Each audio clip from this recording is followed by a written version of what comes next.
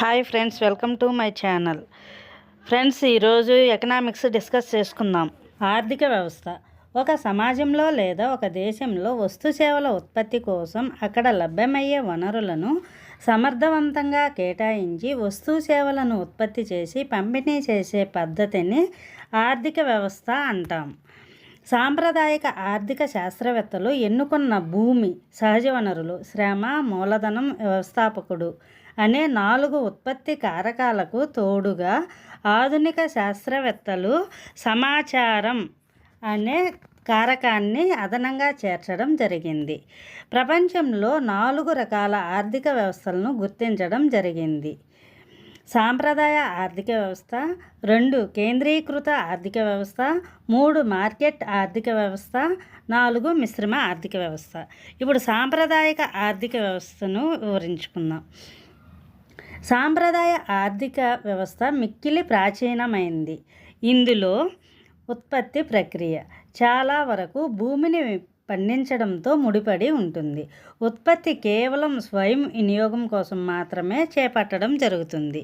మిగులు లాభాలు ఈ ఆర్థిక వ్యవస్థలో ఉండవు.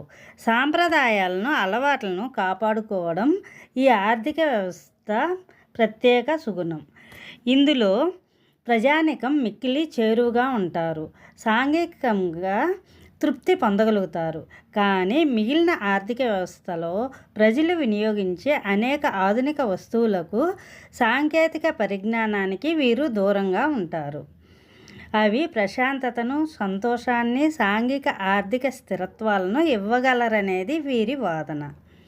సెకండ్ వన్, కేంద్రీకృత ఆర్థిక వ్యవస్థ.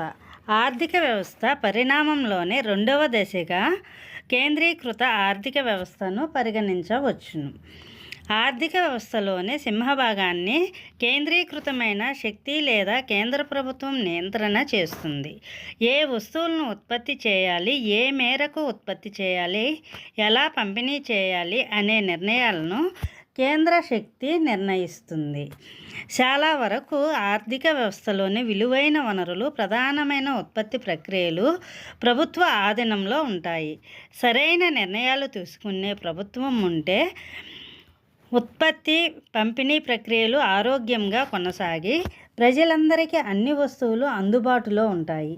కమ్యూనిస్టు దేశాలు ఈ రకమైన ఆర్థిక వ్యవస్థ పరిధిలోనికి వస్తాయి. థర్డ్ వన్, మార్కెట్ ఆర్థిక వ్యవస్థ. మార్కెట్ ఆర్థిక వ్యవస్థ స్వేచ్ఛాపరమైన మార్కెట్ వలె వ్యవహరిస్తుంది. ఇందులో ముఖ్యమైన వనరులు ప్రభుత్వ ఆధీనంలో ఉండవు.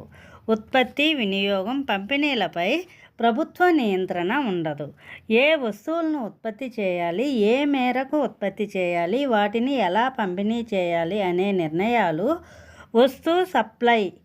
వస్తు డిమాండ్ల పరస్పర కదలికల ద్వారా నిర్ణయించబడే మార్కెట్ ధరపైన ఆధారపడి ఉంటాయి. ఈ రకమైన మార్కెట్ వ్యవస్థలో ఆర్థిక వ్యవస్థ, ప్రభుత్వం 2 వేరువేరుగా ఉంటాయి. ప్రభుత్వాలు మిక్కిలి శక్తివంతమై ప్రజలను నియంత్రించే అవకాశం ఉండదు. కానీ ఆర్థిక వ్యవస్థ మిక్కిలి ఒడిదుడుకులను ఎదుర్కోవాల్సి ఉంటుంది. దీన్ని వ్యాపార చక్రాలు అంటారు. అలాగే ప్రజల్లో ఆర్థిక అసమానతలు, పేదరికం పెరిగి అవకాశం హెచ్చుగా ఉంటుంది. ఫోర్త్ వన్, మిశ్రమ ఆర్థిక వ్యవస్థ. మిశ్రమ ఆర్థిక వ్యవస్థ పేరు సూచించినట్లుగా 2 వ్యవస్థల కలయిక. మార్కెట్ ఆర్థిక వ్యవస్థ, కేంద్రీకృత ఆర్థిక వ్యవస్థ. ఇందులో ఇమిడి ఉంటాయి వ్యూహాత్మక వనరులు, ఉత్పత్తి కార్యకలాపాలు ప్రభుత్వం ఆధీనంలో లేదా నియంత్రణ పరిధిలో ఉంటాయి. మిగిలిన కార్యకలాపాలను ప్రైవేట్ సంస్థలు చేపడతాయి.